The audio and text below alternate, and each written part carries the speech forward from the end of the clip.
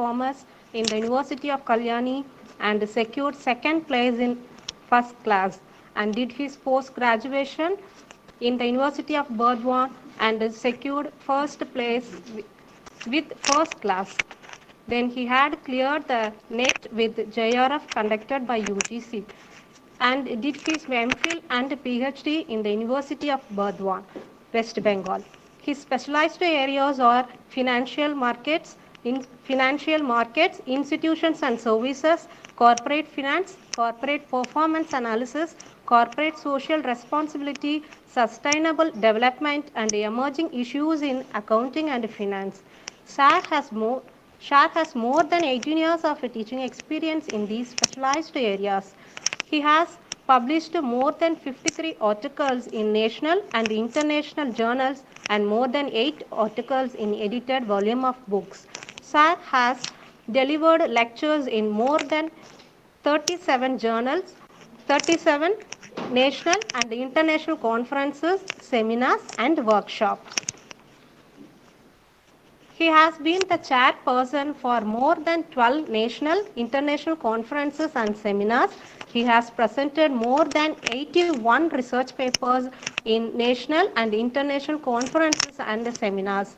At present, SAR is the Executive Council member and member of University Court, member in Central PhD Committee, Chairman in Board of Research Studies in Commerce, Chairman of Research Studies in Commerce, and Chairman in PG and UG Board of Studies in Business Administration and also in Commerce of SKB University. He is also the member of PG Board and Studies in Tripura Central University and the University of North Bengal also. SAR has been associated with so many universities like Bharatidasan University, Bardiyar University, MS University, Telangana University, Vidyasagar University, University of Calcutta, University of Burdwan, University of Madras, University of Delhi, University of Kashmir, and so on. And SAR is the executive committee member in Indian Accounting Association in South Bengal branch. He is also the chief editor and chief editor of Business Spectrum, that is a peer-reviewed journal. He is also the editorial board member and reviewer of more than 12 national and international journals, including Scopus, indexed journals, Indoscience, etc. Last but not the least, SAR is the central observer of UGC NET examination, CTET examination, and also the peer team member of NAAC. Now, I am very glad to invite you, sir, for this 2 days international conference. We are very happy to have you in our guest, sir. Hearty welcome you, sir. Now, I hand over the session to you, sir. Thank you, sir. Thank you, ma'am. Knowledge is having the right answer. Intelligence is asking the right question.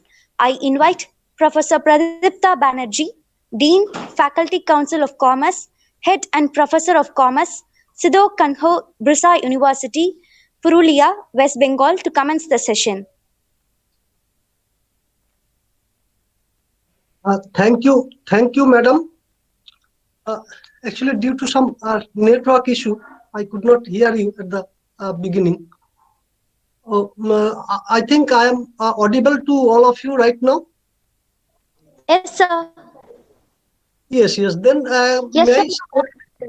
Thank you, madam. Then may I start now? Yes, sir. You can start. Okay. Thank you so much, madam. And would you please let me know how much time I can take?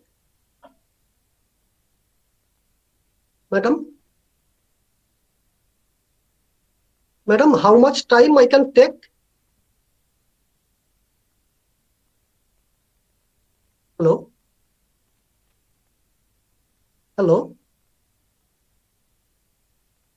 Sir, time allotted is 1 hour for you, sir.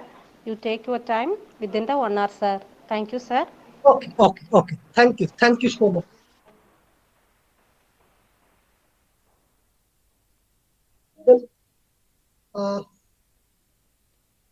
Thank you very much, madam.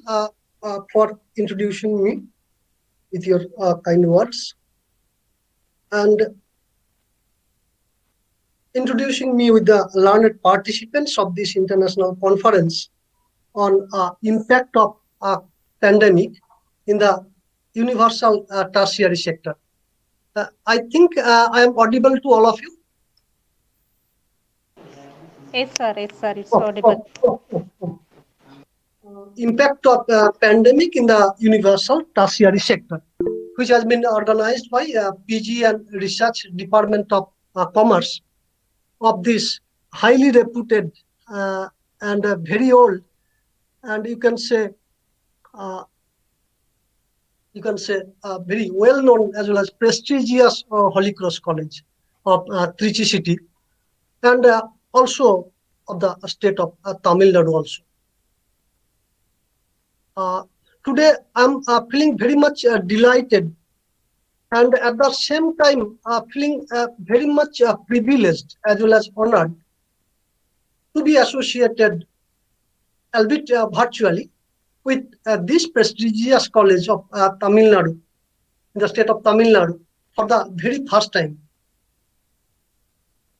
Though I was fortunate to be associated with many academic institutions in this Trichy city and other places in Tamil Nadu, but this is the very first time to get the opportunity to be associated with this Holy Cross College. And for that, I wish to put on record my sincere thanks and gratefulness to the organizing committee of this academic event, and especially to very person for whom I am here today, Dr. Tiruchirappalli Madam of Department of Commerce, who is a very nice, cordial, as well as cooperative person to interact with, for giving me such a wonderful opportunity to meet and interact with my colleagues from Holy Cross College, and also with the learned participants from Tamil Nadu, as well as from other parts of our country and perhaps abroad also. As this is being held on a virtual mode. And we all should admit one thing, that perhaps the greatest advantage of conducting any academic event like this conference on virtual platform is that we can have the opportunity to come across, come in touch with a very large number of academicians from across our country and also from abroad in a very cost-effective and at the same time convenient manner also, when we organize that type of event on virtual mode, or you can say on virtual dais. Today morning, when I think as I have some enough time, so I can say some words before coming into my topic of discussion today. Today morning, when I visited the websites of this Holy Cross College from my own interest to know a little bit about the college, because as this is in virtual mode and you don't get the opportunity to visit the institution physically, you can say meet the organizers face to face. So having some idea about the institutions, I always think is of great value to enjoy the academic assignment, as well as to enjoy the virtual company of the faculty members from the organizer side. Because on virtual mode, we don't know each other, or we do not come into touch with each other. So at least having some idea about the institutions to which you are going to be involved or to be associated, I think is of great value. And at that exercise, I was really felt very happy as well as honored to come to know that today I shall be in touch with a college which was established in the year 1921. That means just 100 years back. With this commerce department, which started its journey in the year 1980, if I am not wrong. And I also could know that it was accredited by NAAC with A++ grade with CGPA of 3.75 out of 4. And also some years back, it was accorded the institution with potential for excellence.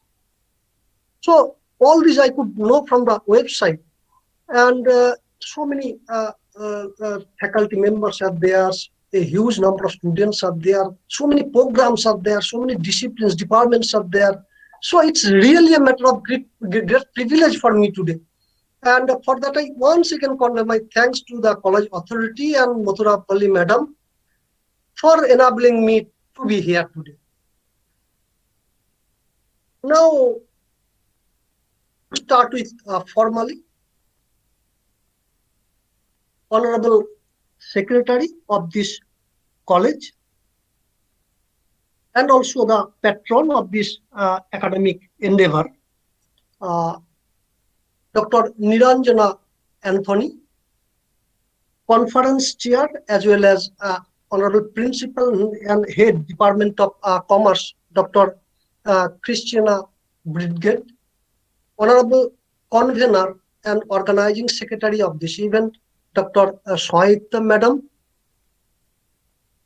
and all the honorable members of the organizing committee, respected co-speakers of different sessions who have already graced the occasion or will grace this August gathering in different capacities during these 2 days, learned academicians, dear paper presenters, valued participants, a very good afternoon to all of you present here virtually.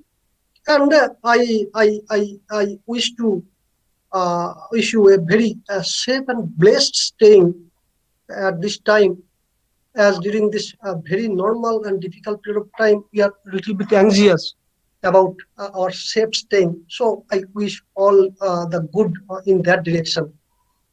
Now,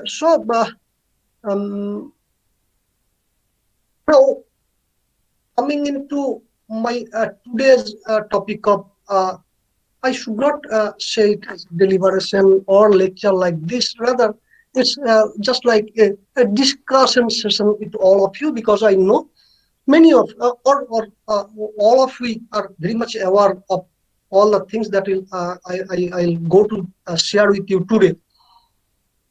And in line with the theme of this international conference, that means the impact of COVID pandemic on the service sector of tertiary sector, universal tertiary sector comprising our country as well as many countries around the globe. Let me start with sharing some words with you on present business and economic scenario of our country. Okay, then with your permission, I am just putting up my video because here the connectivity is not so strong and getting disrupted many times before joining here. So with your kind permission, I think it will not be it will not create any problem if I put up my video so that my voice is getting more clear. Now, coming into today's theme, that means that I said earlier that impact of pandemic on the universal tertiary sector, including our country as well as countries around the globe. I shall first say some words on the present scenario, business scenario of our country, and obviously thereafter I shall try to touch upon some issues relating to services sector of our country during this pandemic-driven present situation. Dear participants, dear colleagues, valued paper presenters, we all know that at present we are passing through, actually not we all know, rather we all experiencing that we are all passing through a very difficult period. And the situation over the period of time, starting from the month of February, March of the last year, at the end of the February, or you can say at the beginning of the March of the last year, the situation has become more complicated over the period of time, more difficult, and at the same time, more uncertain day by day. Irrespective of our place of residence, that means where we are staying, or our socio-economic stratification that we used to do in the normal situation in many aspects. And if you think about the complexities, then you will see that the complexities were not only concerning the present, or you can say the micro level or individual level, rather for the future, for the economy at large, because the pandemic-driven initial health crisis has led to a severe economic shock and deep recession, obviously impacting adversely the economic foundation, and you can say the growth path of almost all the countries around the globe, not only for our country, but for almost all the countries around the globe. And we have witnessed that economic activities around the globe have been disrupted to a significant extent, affecting almost each and every sector of the economy. Obviously, with a different intensity. Obviously, it is obvious, and obviously with different consequences. And starting from the last year, at the beginning of the last year till now, we are all getting various reports, projections, different estimates, different types of forecasting published by both various government as well as non-government, different types of agencies, about the multi-dimensional contraction, not single-dimensional, multi-dimensional contraction of our economy. Not only during the period of pandemic, obviously we are still passing through the pandemic period, still not only in the last year, but also post-pandemic period. And at the same time covering all the sectors, that means the manufacturing sector, agricultural sector, services sector of our country. And most alarming consequences of such contraction in sectors like MSMEs, logistics, tourism, hospitality. We know that civil aviation, even agriculture, with many others. And most importantly, significant contraction in employment in each and every sector of our economy. And the extent obviously depends on the employment elasticity of the output of different sectors of our country. So intensity may differ from sector to sector as per the employment elasticity of that particular sector of the economy. But each and every sector of the economy has witnessed a significant contraction in employment. But most importantly, in the MSMEs and informal sector, which are considered as the growth engine, drivers of growth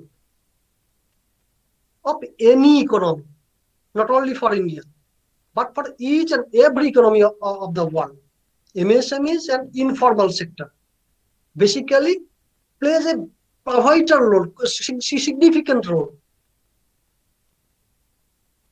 in the growth and development of an economy. And that's why it's called the driver of growth. And these drivers of growth, that is the sector which are considered as the drivers of growth, got significantly affected due to the pandemic. If we have a look at the unemployment scenario of our country, we all had a report regarding the contraction in the employment.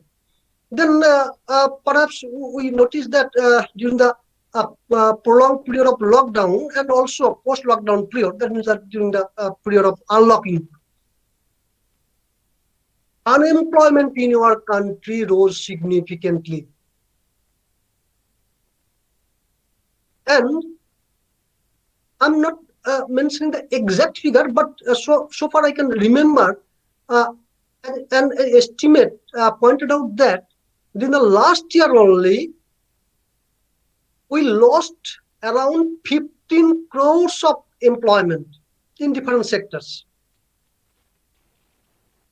And we know that the salaries were cut for many others in many sectors.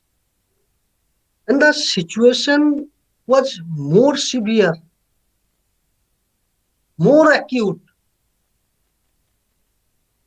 for those who are in informal sector. That means those who are earning their income on a daily basis. They were severely affected. That means mostly the wage earners who are earning their income on a daily basis. They were severely affected by the pandemic. And still they are facing a tremendous pressure.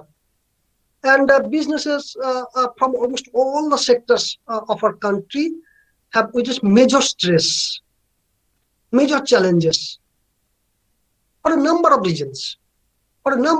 Starting from disruption in supply chain, significant decline in demand, because purchasing power of people got reduced during the period of pandemic, as well as in the post lockdown period. That means the unlocking period or the present time. Because purchasing power of people got reduced, demand as a result, demand obviously except essentials, demand for all the commodities got reduced, and these have been projected to be sustained significantly in the post-pandemic period also. You know that major companies, almost all the major companies from different sectors of our country, if we think about L&T, Bharat Forge, Ultratech Cement, BHEL, many companies from government sector, government as well as private sector, Grasim Industry, Aditya Birla Group. If you think about automobile companies like Maruti, Tata Motors, and many others, not only have reduced their production, but also temporarily suspended their operations during the last 1 year period. If you think about the fast-moving consumer goods companies in the country, though they are comparatively in a better position as compared to other companies from other sectors, also have significantly reduced their operations. And these companies who are from fast-moving consumer goods also focusing on essentials only. We have witnessed that many companies that came up who earlier did not produce sanitizer, but they are during this period come up with sanitizer, and they are focusing on this type of products which emerged during this period of unfortunate and very much uncommon period of time. Again, if you think about the trouble that entrepreneurs have faced during that period, during this period, particularly the young startups, new startups, they have been also impacted severely because the funding obviously has fallen significantly. And if you just to quote a report published 1 or 2 months back, has shown that the growth stage funding in our country has reduced by more than 50%. More than 50% in the last quarter of the last year. That means 2020 compared to the figure in the last quarter in the preceding year. That means 2019. That means from 2019 to 2020, the growth stage funding reduced by more than 50%. So we can easily understand the situation that the young startups are facing. If you think about the businesses from tourism sector, businesses from airline sector, we all know that they are in tremendous pressure, and they are compelled to cut the salaries, laid off their employees, and many others just to sustain.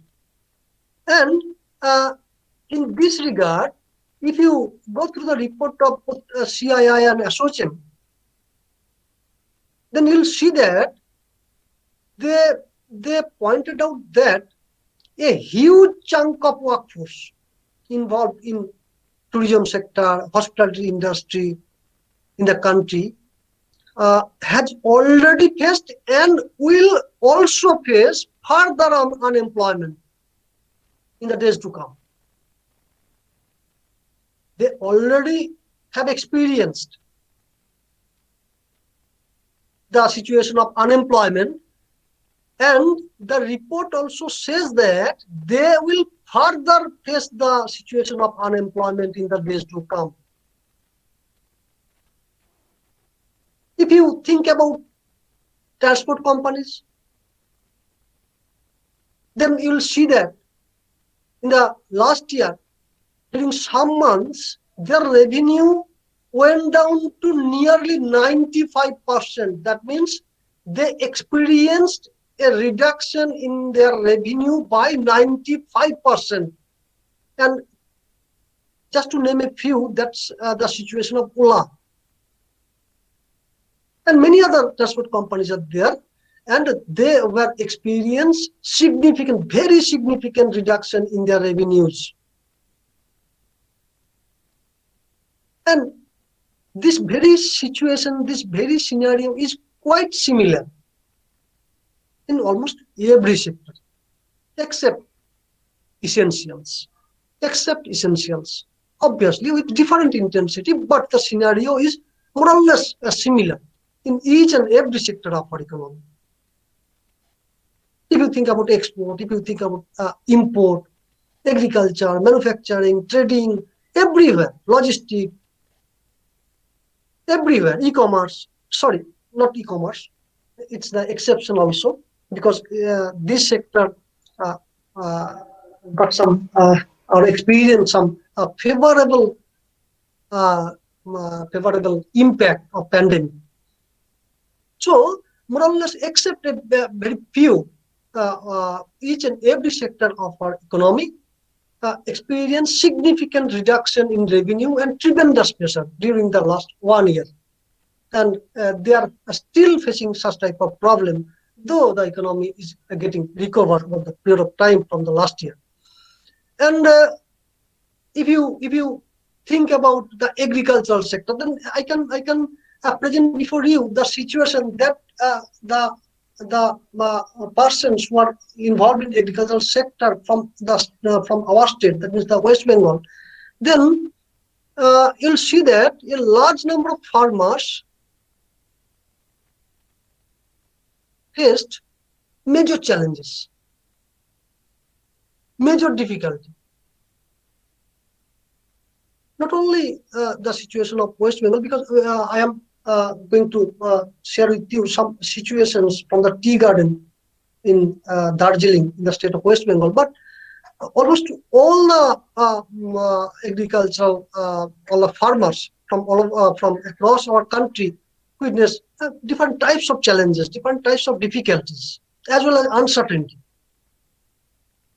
during the period of pandemic as well as post-pandemic. And many farmers were there in different states, different places, who could not harvest their crop at the right time. And many of them are there who could not harvest,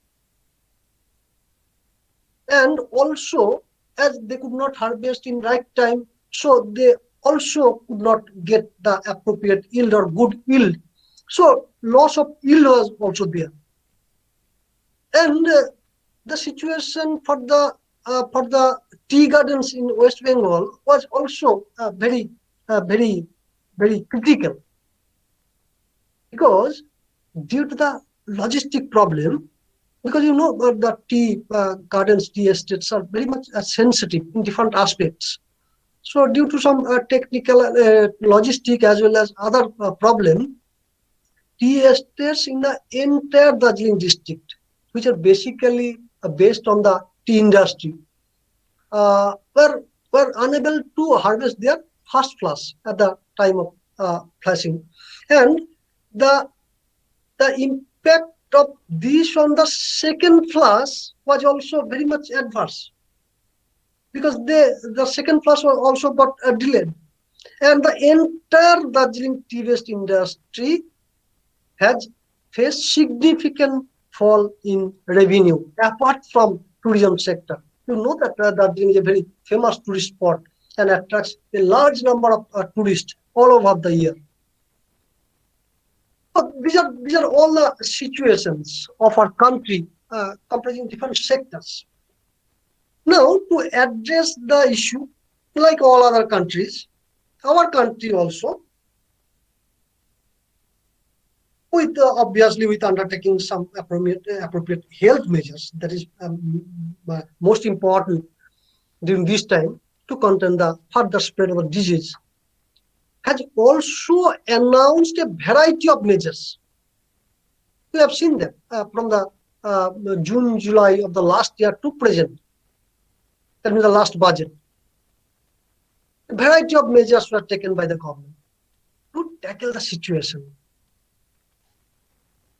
And the measures were from food security, extra fund for healthcare industry, extra fund for states, again sector related incentives, tax deadline extensions, all we witnessed. Tax extensions were there both for income tax as well as GST.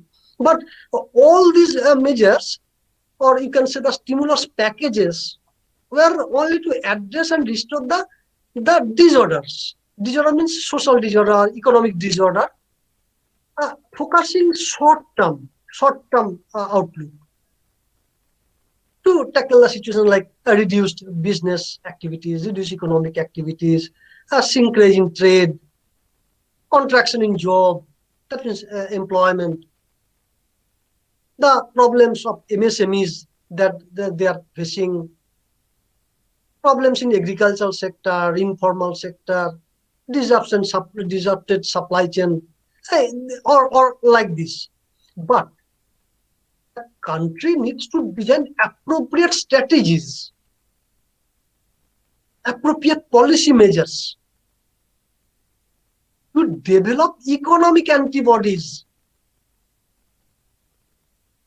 for revival of the economy in the post-pandemic period. So the short-term policy measures is not sufficient. This can tackle the short-term problems. Then these measures can take care of the problems that we are facing that will not last long. But to recover the economy, the country obviously need to formulate some appropriate policy measures. That means the economic antibodies, so that the country can revive and progress towards its desired direction.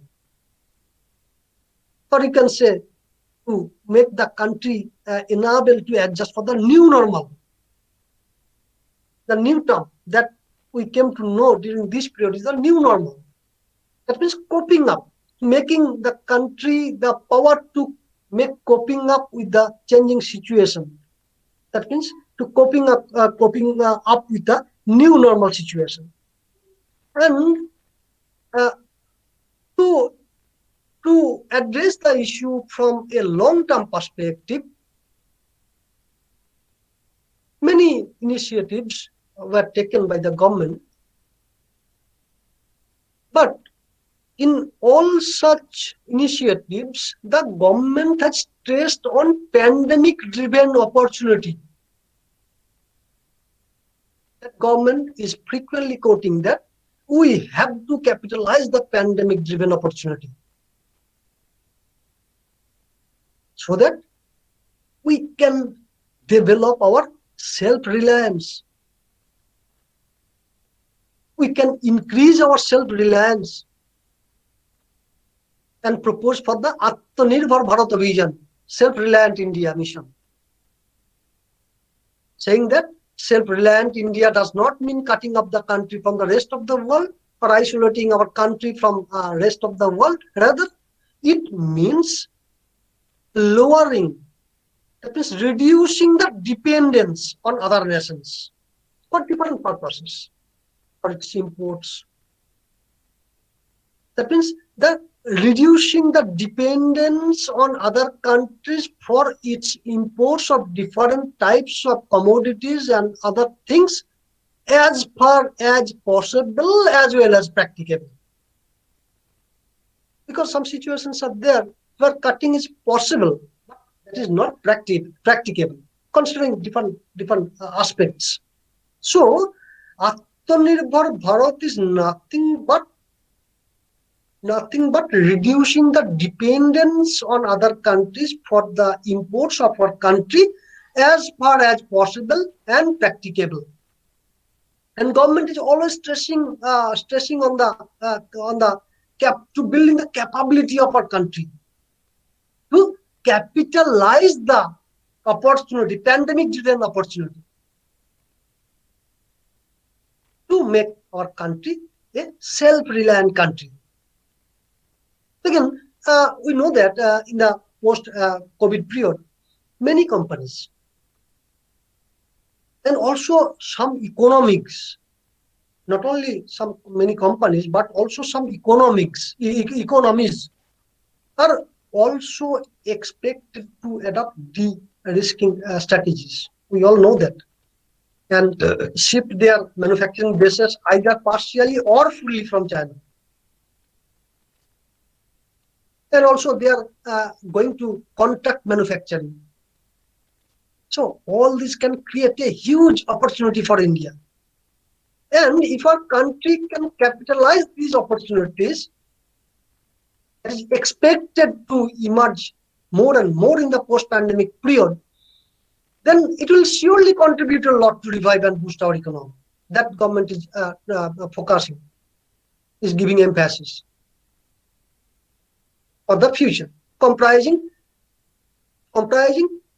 both sustaining means our country has witnessed a very good performance in the recent past, just before the pandemic. So our first target is to sustain the growth that we could achieve, and also to make it progressive. That means our objective is to sustaining as well as making development in all the sectors, comprising the main three parts of our sector, like primary sector, secondary sector, and tertiary sector. So the objective of our country will be to make us enabled to capitalize the opportunity that posed by the pandemic, to capitalize the opportunity to make our country a self-reliant country by both sustaining as well as developing activities in all the sectors, primary sector, secondary sector, tertiary sector. Now coming into services sector of our country. You know that the service, or you can say tertiary sector, is the third piece of the three-part economy of our country. The first part being the primary sector, which covers the farming, mining, agricultural business activities, etc.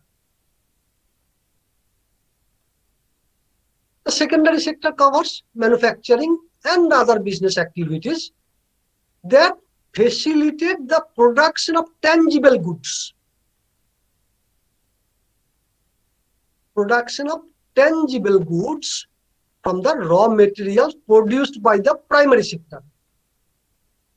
So, primary sector focusing on farming, mining, and other agricultural related activities, and the secondary sector focuses on the production of tangible goods from the raw materials that are produced by the primary sector. And the service sector is classified as the third economic sector. That's why it is called tertiary sector. Though this sector, you can say, is the responsible enough for the largest portion of the business activities, not only for our country, but for every economy in the globe. Not only for our country, for each and every country around the globe, and the situation is much more prominent for those countries which are developed, which are developing, rather than for least developed countries. And this sector, as I said, that produces tangible goods. So more precisely, you can say, this sector produces intangible goods in contrast of the secondary sector, or you can say primary sector. And instead of manufacturing any tangible goods, it renders some services, some utilities. And this sector covers a very wide and a very large number of activities. A quite large number of activities, starting from trade, warehousing, transportation, communication technology, information technology services, information communication technology related services, securities, and other investment services, financing, insurance, real estate, different types of professional services like legal services, consultancy services, healthcare, education, tourism, hospitality, hotel, restaurant, entertainment business, maintenance, repair, training, and many others, housekeeping, nursing, teaching. You can say from just office cleaning to rock concert to brain surgery. So this a long list is there, which are come under the purview of the service sector. And over the period of time, I am telling about the situation of our country. Over the period of time, a very good manufacturing, or you can say productive agricultural sector promoted the service industry in our country. And over the period of time, this industry has now become mainstay of GDP and also employment generation for our country. Not only that, it also attracts significant foreign investment and contributing significantly to export of our country. So over the period of time, it gained its importance with respect to its contribution in GDP, contribution in generation of employment, contribution in export, contribution in attracting foreign investment, and many others.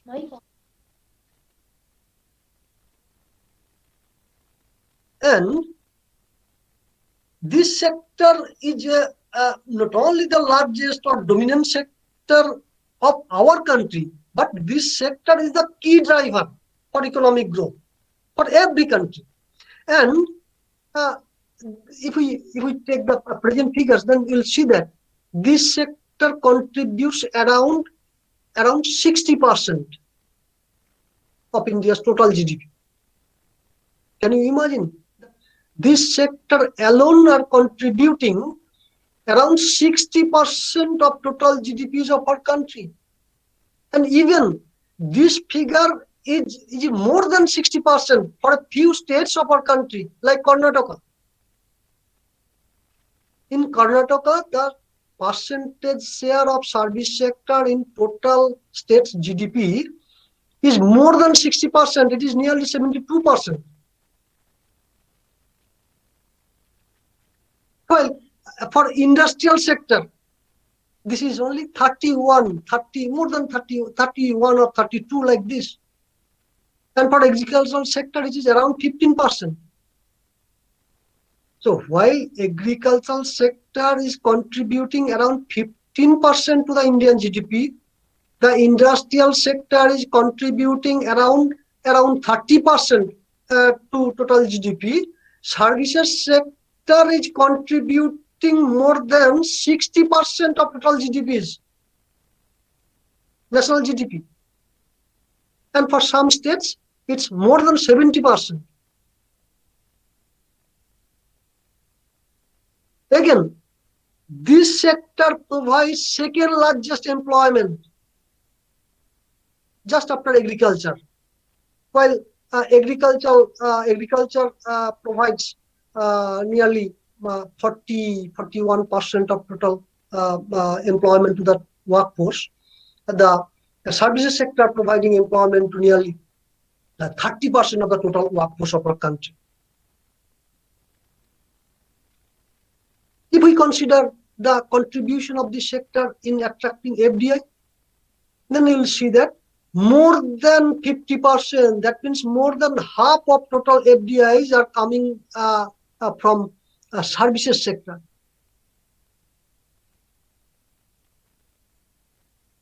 So this sector is contributing significantly to the generation of employment, to the share of GDP, towards attracting foreign investment, towards contributing significantly in total exports of our country. And this is not only the situation of our country. And if you think the importance, the role that service sector is playing in global economy, then you will also see that the service sector is the largest sector of global economy in terms of value addition. In terms of value addition in the country. And this sector is much more important, that I mentioned just earlier, that this sector is much more important for the advanced or developed countries, developed economies. That means as the countries going towards or progressing towards a path of development, the dependence of the country on services sector is in increasing trend. In the present days, those countries are considered as developed, which has more dependence on services sector, or you can say those economics which are more centered around the services sector are considered as the advanced, and those which are less centered around the services sector, or you can say the centered around industrial sector or agricultural sector, are considered as the less developed. And some countries are there in the world for which the contribution of this sector sector in the GDP of that country, of the countries, is more than 90%. That means more than 90% of the total GDPs are coming from services sector. If you take the example of United States, United Kingdom, China, then you see that these are the countries which place heavy emphasis on the services sector. And our country at present stands at 8th position with respect to dependence of the country on the services sector. And before us, apart from United States, China, United Kingdom, other countries are like Japan, Germany, France, etc. also there. Just to have an idea, or you can say an understanding on the scenario or present position of some of the services sector, some of the parts of the services sector of our country, and the importance, or you can see the role of that segments, then you'll see that the importance of services sector for growth and promotion of an economy is inevitable. Just to have a look on some prominent types of services sector, many, as I mentioned, that many areas are there, many segments are there, covering a wide and very large number of segments. Just to have some glimpses of some of the prominent services sector, like trade. Trade is an important segment in the service sector of our country. And a significant portion of India's GDP comes from this sector, that is trade. Obviously, combining both wholesale as well as retail. And at the same time, most importantly, both organized as well as unorganized, because our for our country, the trade is the most unorganized sector. But if we consider both organized as well as unorganized portion of trade and combining wholesale and retail, then we'll see that over the period of time, particularly from the beginning of this century, the share or contribution of this sector in total GDP of our country has increased significantly.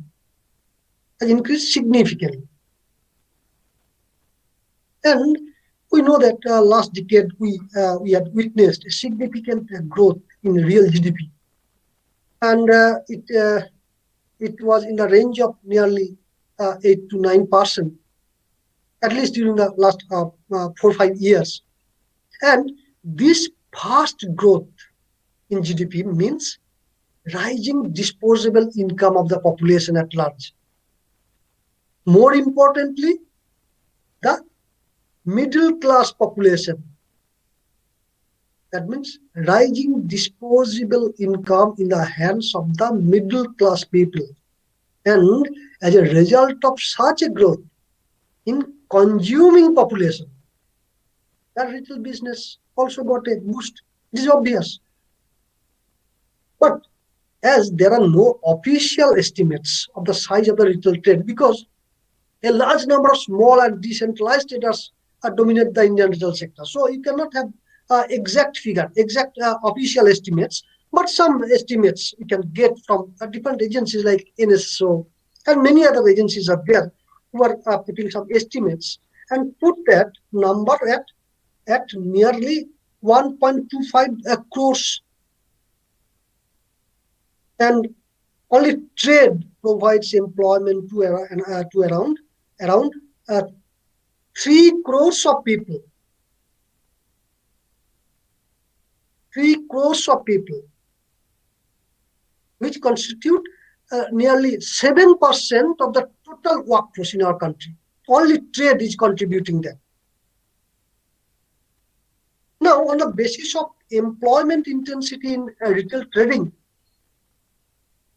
the contribution of this sector in the GDP is also in increasing trend, and it is ranging around 10 to 12%. And with the fast growth in the GDP, if we can achieve or regain that, and obviously side by side rising disposable income of the consuming classes of people, the organized corporate sector. For our country, this sector is basically represented by unorganized segment. But keeping in mind the rising trend in GDP and rising disposable income in the hands of the middle class people, that is consumer people, the organized corporate sector, both from country as well as abroad, has started showing interest in this sector. And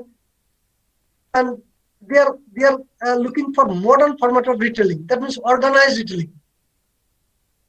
And this type of organized retailing is attracting FDI also.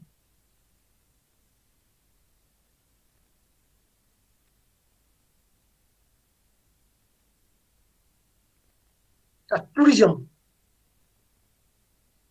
and hotel and restaurant sector. And we all know that tourism is one of the major engines of economic growth for many countries around the globe.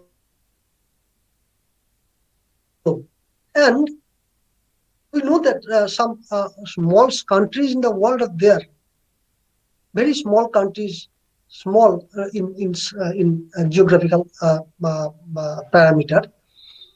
Small countries are there which are basically depends on the tourism sector.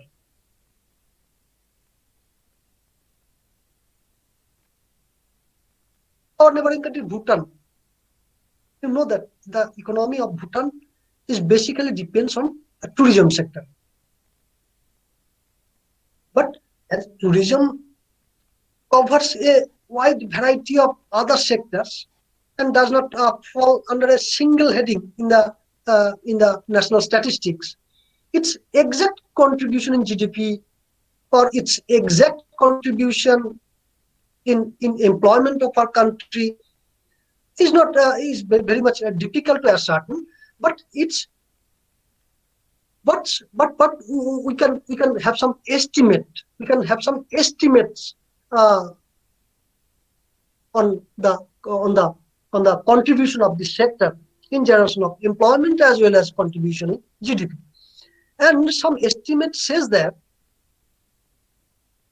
and this estimate was done by United Nations World Tourism Organization. The national worldwide an organization is there under the purview of United Nations. And as per their estimates, for India, nearly 6% of the GDP comes from this sector, and it generates around 10% of the total employment in our country. And this sector, the uniqueness of this sector is that it provides employment indirectly to many more people than those it can provides directly to the people. And the total number of tourism jobs in our country increased substantially from the beginning of the century to the end of the last decades. And if you consider the foreign exchange earnings of our country, then you will also find that tourism, this sector, also plays a very significant and prominent role in generation of foreign exchange of our country. Again, you know that tourism is very much linked to many other sectors like hotel, restaurant business.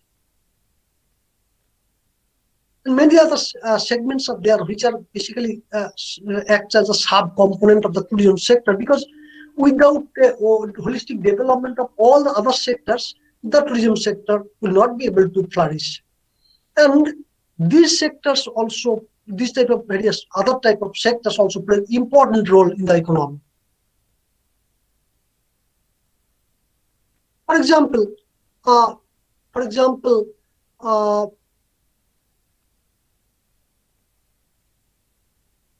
availability of good quality or affordable hotel plays an important role in boosting the growth of tourism sector. Because if affordable or you can say quality hotel rooms are not available in tourist places, then how can that sector can flourish? How can this sector be promoted? But for our country, we have very good number of hotels, good number of hotel room capacity, comprising various forms of accommodation, various different types of accommodation, including star category hotel, heritage category of hotel, resorts, guest house, different tourist destinations of our country. And the share of this segment, that is hotel and restaurant sector, is also is in increasing trend over the period of time.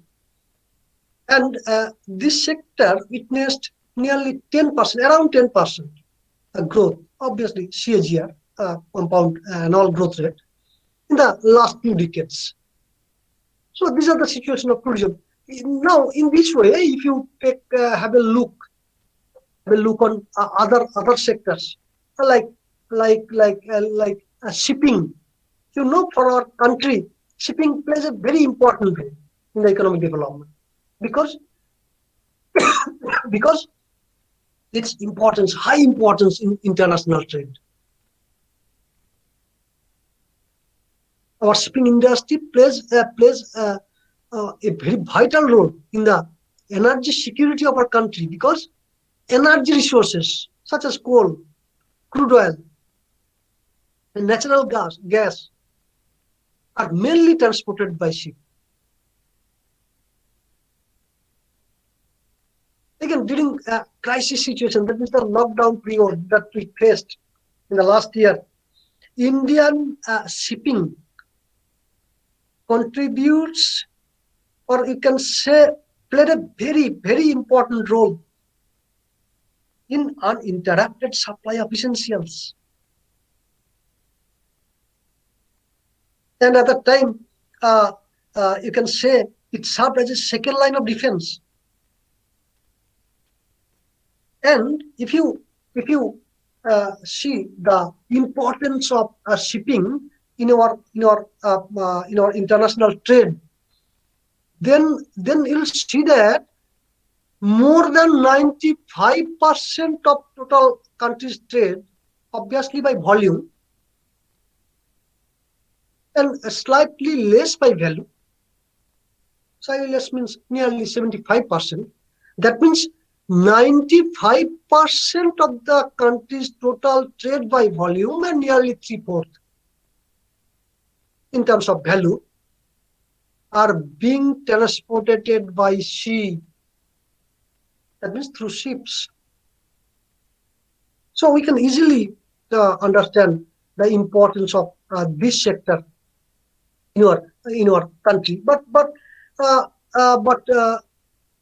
this sector could not witness so much of development in the recent past, and in order to facilitate the growth, the Indian shipping industry got some restructuring, and with the objective to make it competitive at the international level. And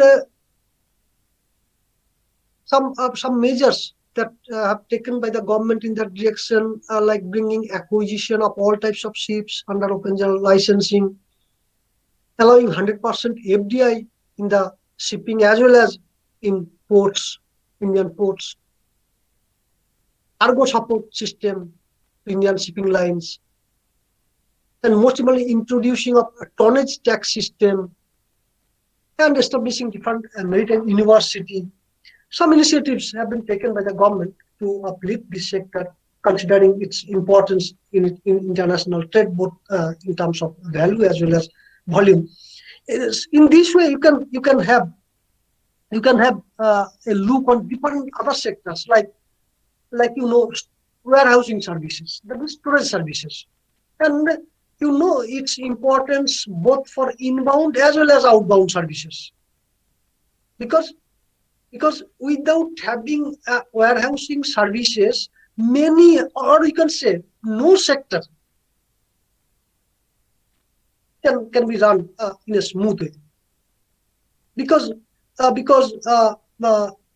warehousing services is very much important for logistic, that means storage of raw material, storage of inventory, and at the same time outbound logistics, that means storing finished or produced goods at different geographical locations before dispatching or shipping for consumption or for demand, or depending on the order flows. You cannot think about flourishment of agricultural sector without having a very structured warehousing services in our country, because for agro produces, food grains, it is very much essential. Apart from this, industrial warehousing, cargo warehousing, container depots, you all know that. Actually, warehousing sector provides ancillary services, and it is linked to many other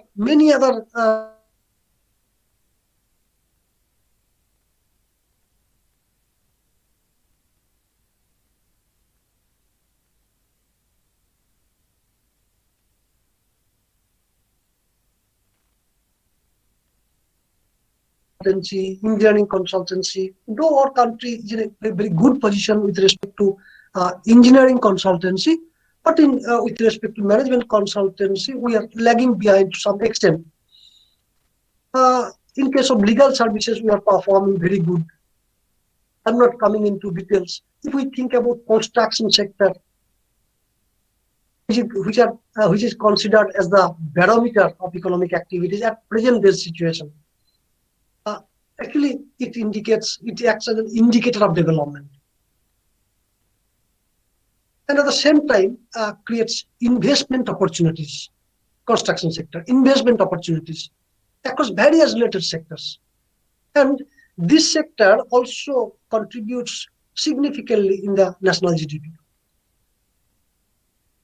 We know that creation of physical assets is a very much important outcome of construction activity, and this sector is very much critical for enhancing the productive capacity of the economy. Productive capacity of the economy.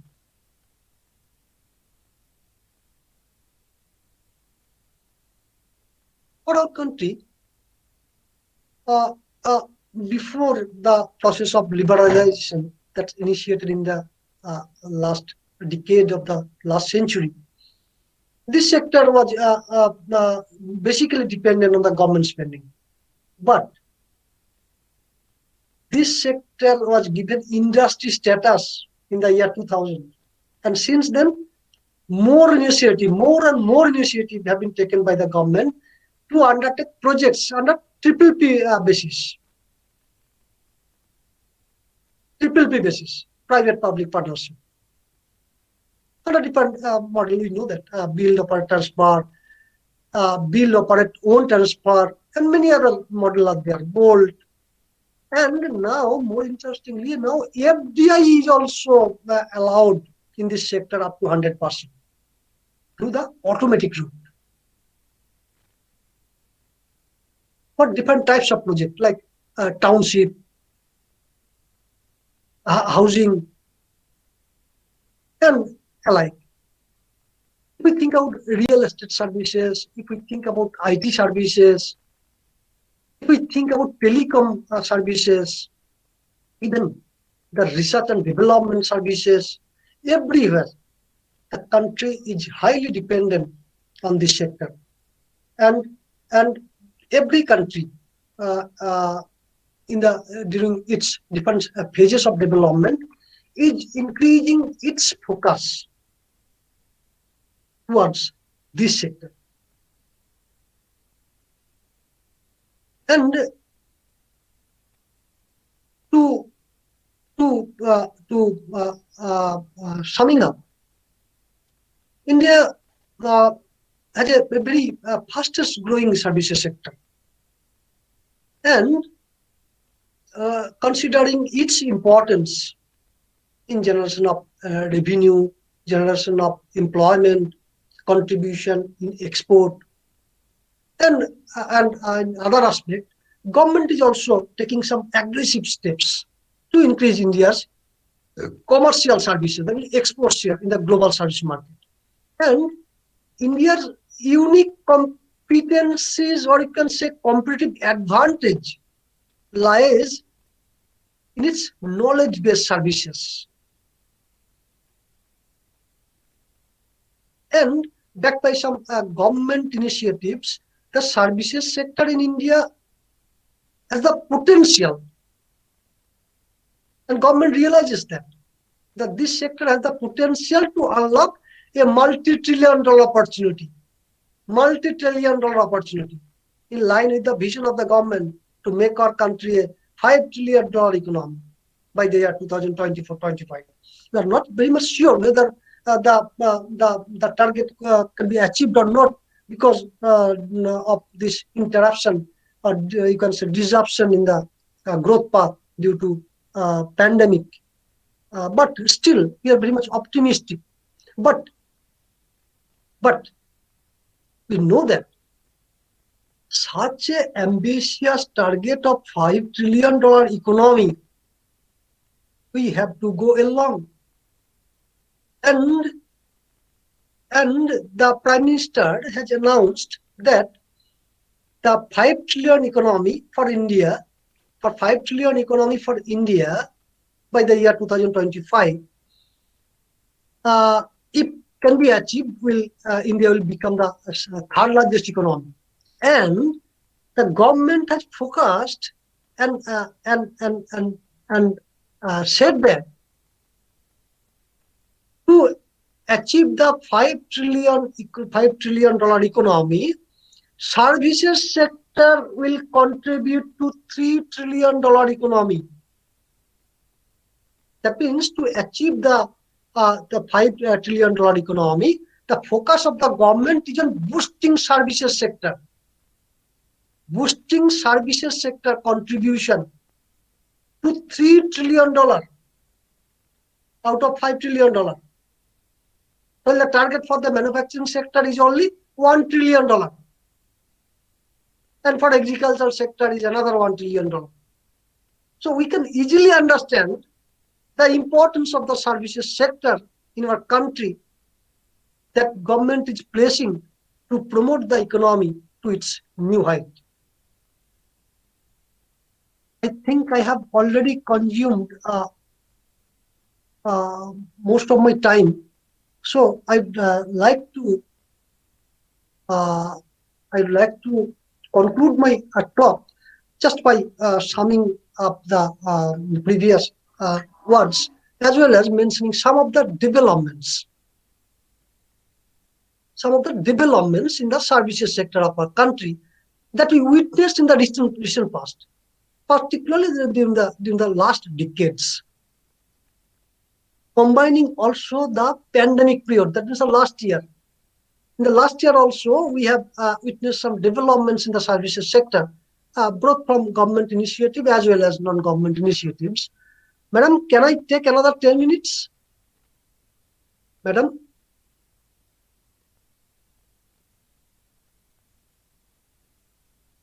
Madam, am I audible? Sir, very sorry, sir. It's time. Okay, then can Okay, I okay, have sir. 5 minutes? 5 minutes? Okay, sir. Okay, sir. Okay, sir. No problem. Okay, just I am concluding, just mentioning some of the major developments that we witnessed in the very recent past.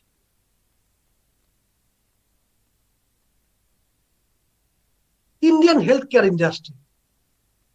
Indian healthcare industry is expected to shift digitally.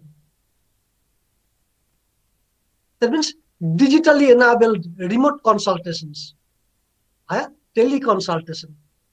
And the telemedicine market for India is expected to increase at a CAGR of more than 30%. We know that in the month of August of the last year, 2020, Japan committed a huge amount under the official development assistance for the health sector to fight against COVID-19. In the month of September 2020, we know that LinkedIn and NSDC, that means the National Skill Development Corporation, collaborated to accelerate digital skill training for our youths. In September, NASCOM, as well as NASCOM and Microsoft companies collaborated to launch a national artificial intelligence skilling. And they targeted to train 1 million of students in artificial intelligence within a very near future. We know Bharati Airtel entered into cloud communication market. And during the pandemic period, the services sector was the largest recipient of the FDI in India. We know the very popular company Jio had sold its a significant stake worth more than $1 trillion dollar to a number of global investors like Facebook, Vista, Atlantic, and many others, and another 7. And this was the largest continuous fundraise by any company in the world, not only in India. And apart from these initiatives, government also have taken a series of initiatives just in the last year. I'm not mentioning here the last initiative taken by the government and non-government organization in the last decade. In October, the government selected Hugs Communication. We know that to connect 5,000 villages, basically border area or Naxal affected states. In September, the government announced that it may infuse 200 billion in public sector banks. Ministry of Electronics and Information Technology is also working to increase the contribution of digital economy to 20%. And in the Independence Day, government announced that National Digital Health Mission to provide a unique health ID to every Indian and try to make the healthcare industry easily accessible by everyone in the country. And just to mention the name of Tamil Nadu, in September of the last year, the government of Tamil Nadu announced a new electronics and health hardware manufacturing policy,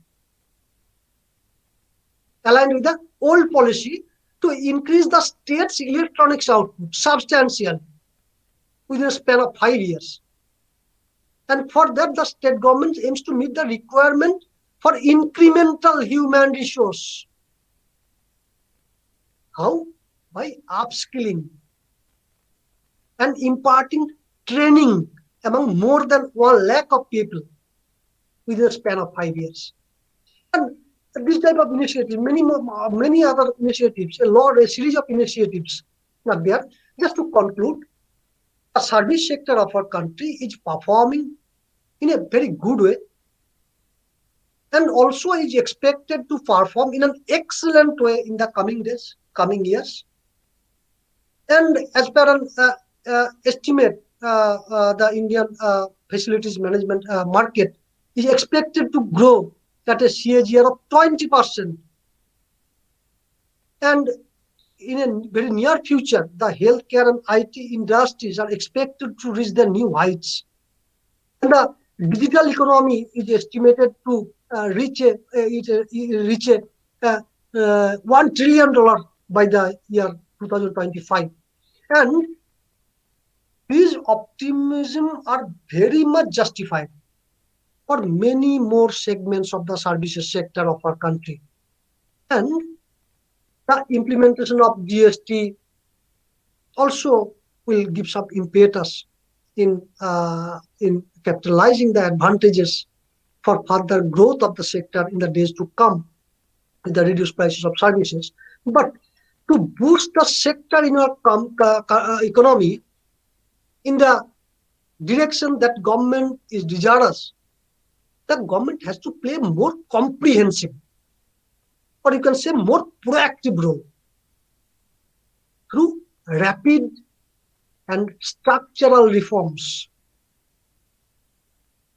strengthening the entire ecosystem, changing the mindset, or you can say philosophy of the government, both central as well as state, to meet the changing needs of the businesses and entrepreneurs of present times. And most importantly, adopting a holistic approach that with others should ensure and promote in true sense, which is very, very important, is that the government should ensure and promote ease of starting a business, ease of doing a business, and ease of growing a business. With this, conveying my sincere thanks once again to all of you for giving me a patient sharing. I am concluding my speech here. Thank you very much.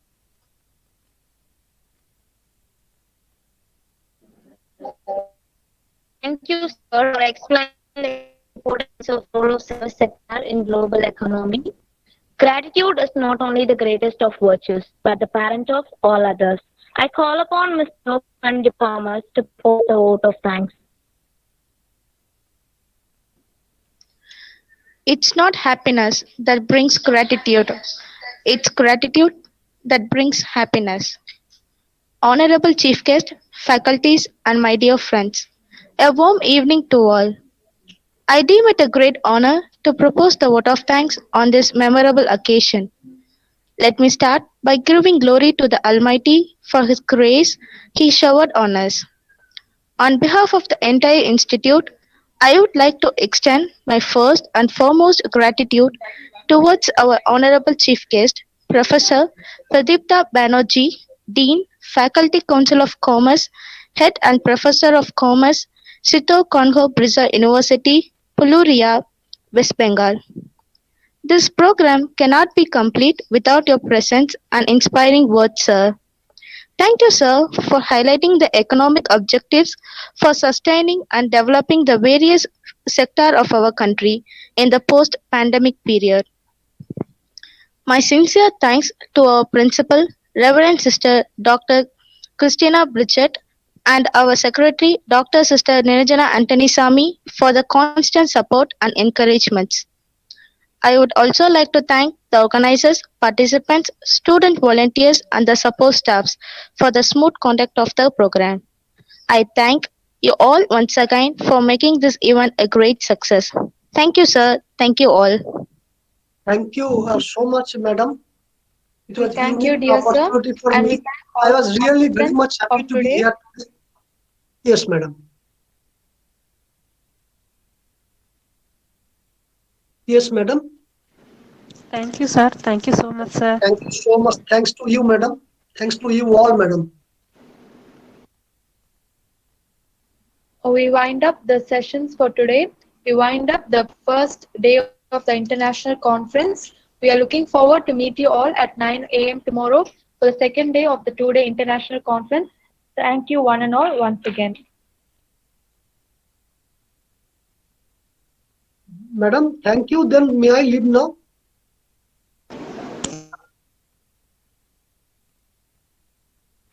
Yes, sir. Yes, sir. Yes, sir, you can leave, sir.